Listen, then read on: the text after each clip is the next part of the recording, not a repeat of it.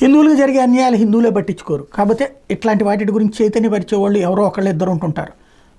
తాజాగా చాడా శాస్త్రి గారికి సంబంధించిన ఒక కథనం చూద్దాం. హిందువులకు పూర్తిగా అన్యాయం చేస్తున్న ప్లేసెస్ ఆఫ్ వర్షిప్ యాక్ట్ 1991, అదే ఆరాధనా స్థలాల చట్టంలోని పలు అంశాలను వ్యతిరేకిస్తూ 2021లో దాఖలైన పలు పిటిషన్స్ మీద 2022లోను 23లోను విచారణ జరిగి చివరకు 3 సభ్యుల బెంచ్కి విచారణ బాధ్యత అప్పచెప్పారు.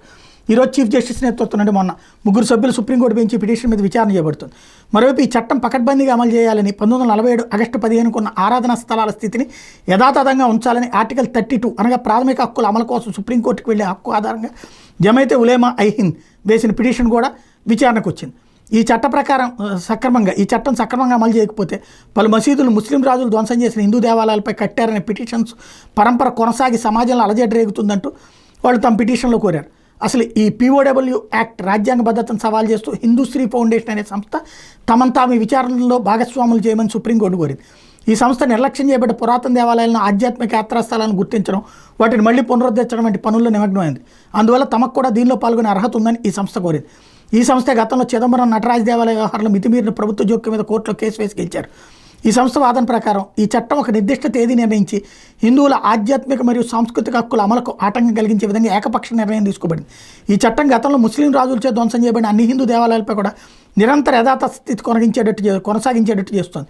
తమకు దక్కవలసిన హక్కుల కోసం సుప్రీంకోర్టుకు పోయే ప్రాథమిక హక్కుతో సహా పలు ప్రాథమిక హక్కులకు ఇచ్చినటువంటి రాజ్యాంగంలో 14, 25, 26, 29A మరియు 32 ఆర్టికల్స్కి ఈ POW చట్టం విరుద్ధంగా మార్పు చేయబడ్డ మత ఆస్తులపై ఉన్న తగాదాలను చర్చల ద్వారా పరిష్కరించుకునే వెసులుబాటును ఈ చట్టంలో సెక్షన్ 3 నిషేధిస్తోంది. ఇది ఆర్టికల్ 14కి వ్యతిరేకం.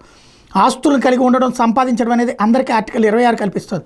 పబ్లిక్ ఆర్డర్ కోసం అని చెప్పి ప్రాథమిక హక్కులు నిరంతరం అడ్డుకునే విధంగా ఉంది ఈ POW చట్టం. ఆర్టికల్ 29(1) తమ సంస్కృతిని పదిలపరుచుకునే హక్కునిస్తోంది. అంటే ఇది ప్రతికూల నెగిటివ్ హక్కుకు మాత్రం కాదు, పాజిటివ్ హక్కును కూడా ఇస్తుంది. దాని ప్రకారం ఏదైనా సాంస్కృతిక స్థలాన్ని గుర్తించి చర్చల లేదా న్యాయ పోరాటం ద్వారా దాన్ని పొందే హక్కు ఈ ఆర్టికల్ ఇస్తుంది. కానీ ఈ POW చట్టం హక్కు మీద నిషేధం విధించింది. అందువల్ల ఈ POW చట్ట రాజ్యాంగ భద్రతను మా పిటిషన్ ద్వారా ప్రశ్నిస్తున్నామని సంస్థ చెప్పింది.